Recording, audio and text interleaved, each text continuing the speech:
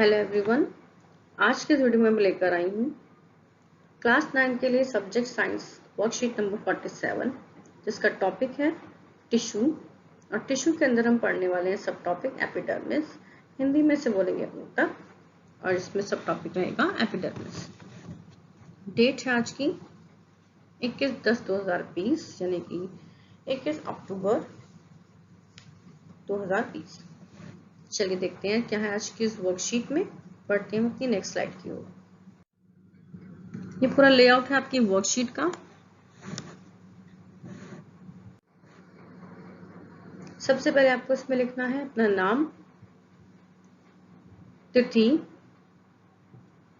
आपकी कक्षा, आपका विषय, कार्यपत्रक संख्या जो है 47 यानी कि वर्कशीट नंबर 47। फिर आप लिखेंगे अपना कक्षा अध्यापक का नाम, यानी कि जो भी आपकी क्लास टीचर है उनका नाम। इसके अंदर हमारा टॉपिक है ऊतक और सब टॉपिक है एपिडर्मिस। तो अब देखिए क्या हो रहा है इसमें। ज्ञान पूछ रहा है, जिज्ञासा दीदी, एक पौधा अपनी रक्षा किस तरह कर पाता है। ज्ञान के मन में एक सवाल आया तो वो जिज्ञासा दीदी से अपने सारे सवाल पूछता है। तो उसने ये सवाल भी पूछा। जिज्ञासा दीदी ने क्या कहा, ज्ञान, इस कार्य को करने के लिए पौधों में संरक्षी ऊतक होते हैं। कौन से ऊतक होते हैं बच्चों? संरक्षी ऊतक होते हैं, जो पौधों की पूरी सतह को ढके रहते हैं। इनका मुख्य कार्य पौधों की रक्षा करना होता है। यह भी सरल ऊतक हैं, परंतु उनका कार्य संभरण ऊतकों से भिन्न होता है। ये 3 प्रकार के होते हैं। कौन कौन से? एपिडर्मिस, स्टोमेटा और कॉर्क। ठीक है, संरक्षी ऊतक के बारे में हम इस वर्कशीट में पढ़ रहे हैं। संरक्षी ऊतक जो है हमने भी पढ़ा है, क्या करते हैं, पौधों की रक्षा करते हैं। कैसे? पौधों के ऊपर पूरा एक उसकी सतह को ढक लेते हैं, कवर कर लेते हैं और उनकी रक्षा करते हैं। ठीक है, और ये 3 प्रकार के होते हैं। आपने इसमें देखा है एपिडर्मिस, स्टोमेटा और कॉर्क। अब हम बात कर लेते हैं एपिडर्मिस की। एपिडर्मिस की क्या खास बातें हैं।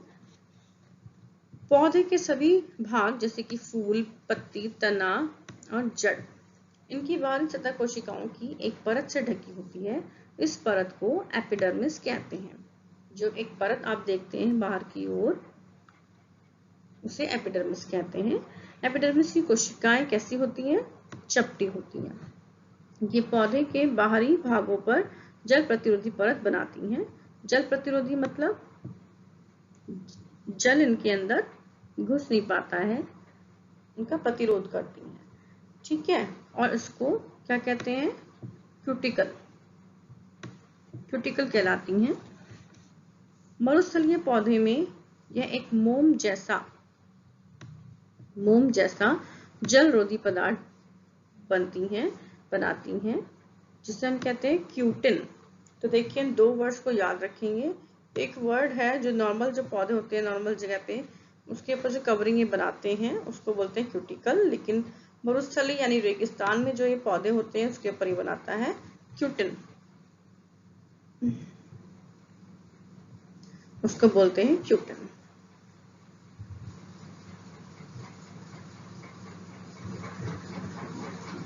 जो पौधों को जल हानि और परजीवी कवक से रक्षा करती है। क्यूटिन क्यों बनती है? ये जल की हानि से बचाती है और परजीवी कवक से रक्षा करती है। एपिडर्मिस की क्यूटिकल वाष्पोत्सर्जन को नियंत्रित रखती है। क्या करती है? वाष्पोत्सर्जन को नियंत्रित रखती है। जड़ों की एपिडर्मिस कोशिकाएं पानी को सोखती हैं। इस कार्य के लिए इनमें बालों जैसे प्रवर्ध होते हैं, जिनमें जड़ों की पानी सोखने की क्षमता बढ़ जाती है। फिर इसके बाद स्टोमेटा यानी कि रंध्र। स्टोमेटा को हिंदी में रंध्र भी कहते हैं। इनके बारे में पढ़ लेते हैं कि क्या होते हैं। पत्तियों की एपिडर्मिस में छोटे छोटे छिद्र होते हैं, जिसे हम स्टोमेटा या रंध्र कहते हैं। इनमें वृक्क के आकार की कोशिकाएं घेरे रहती हैं, जिन्हें रक्षी कोशिकाएं इंग्लिश में बोलते हैं गार्ड सेल्स, रक्षी कोशिकाएं कहते हैं, जिनका कार्य होता है रंध्र को बंद एवं खोलना। इनका कार्य होता है रंध्र को बंद करना और खोलना। इनकी वजह से जो रंध्र हैं ये बंद होते हैं, खुलते हैं। स्टोमेटा का कार्य क्या होता है?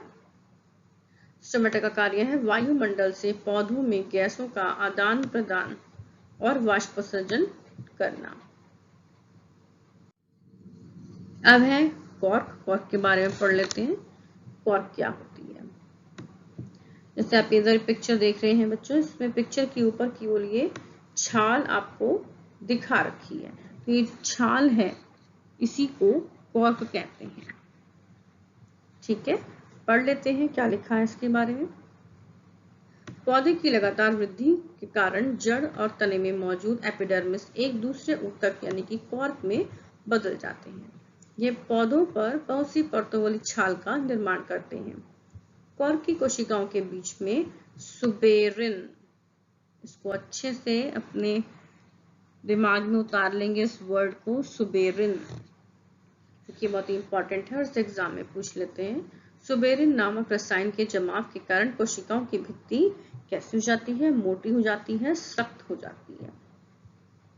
सुबेरिन इन छालों को हवा एवं पानी के लिए अभेद बनाता है।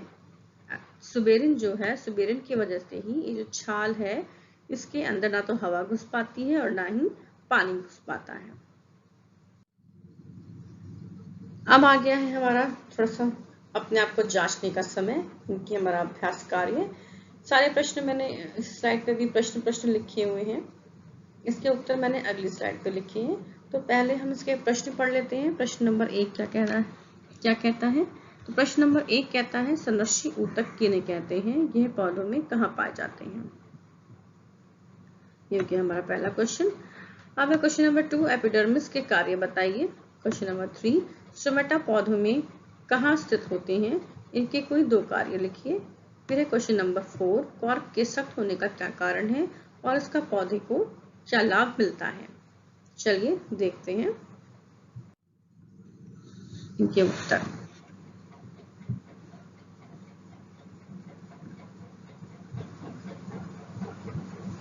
ये है हमारा आज का अभ्यास कार्य। उत्तर 1, संरक्षी ऊतक के बारे में बताना है कि क्या होते हैं। पौधों की रक्षा करने वाले ऊतकों को संरक्षी ऊतक कहते हैं। ये पौधों को पूरी तरह से ढके रहते हैं व पौधों की ऊपरी सतह पर पाए जाते हैं। अब है उत्तर नंबर 2, एपिडर्मिस के कार्य इसमें बताने हैं। ये पौधे को जल प्रतिरोधी बनाते हैं व वाष्पोत्सर्जन नियंत्रित रखते हैं। जड़ों में ये पानी सोखती हैं, जिसके लिए इनमें बाल जैसे प्रवर्ध होते हैं। फिर है क्वेश्चन नंबर 3, आंसर नंबर 3, पत्तियों की एपिडर्मिस में छोटे छोटे छिद्र होते हैं, इन्हें ही स्टोमेटा या रंध्र कहते हैं। और इसका कार्य क्या होता है? इसका कार्य होते हैं वातावरण से गैसों का आदान प्रदान, और दूसरा कार्य है इसका वाष्पोत्सर्जन का नियंत्रण करना। अब है आंसर नंबर 4, एपिडर्मिस में लगातार वृद्धि से कोशिकाएं कॉर्क में परिवर्तित हो जाती हैं। इसके अंदर सुबेरिन नामक रसायन बनने से यह सख्त हो जाती है। यह पौधों की छाल को हवा व पानी के लिए अभेद बनाता है। तो ये हुआ हमारे आज की वर्कशीट कंप्लीट। उम्मीद है आप लोगों को समझ में आया होगा। अगर कोई डाउट है तो कमेंट करके ज़रूर पूछिए, मैं आपके सवालों का जवाब ज़रूर दूंगी। तो जल्दी से कंप्लीट कर लीजिए अपनी आज की वर्कशीट और भेज दीजिए अपनी मैम के पास में। तो बच्चों मिलती हूँ आपसे अगले वीडियो में, तब तक के लिए नमस्कार, जय हिंद।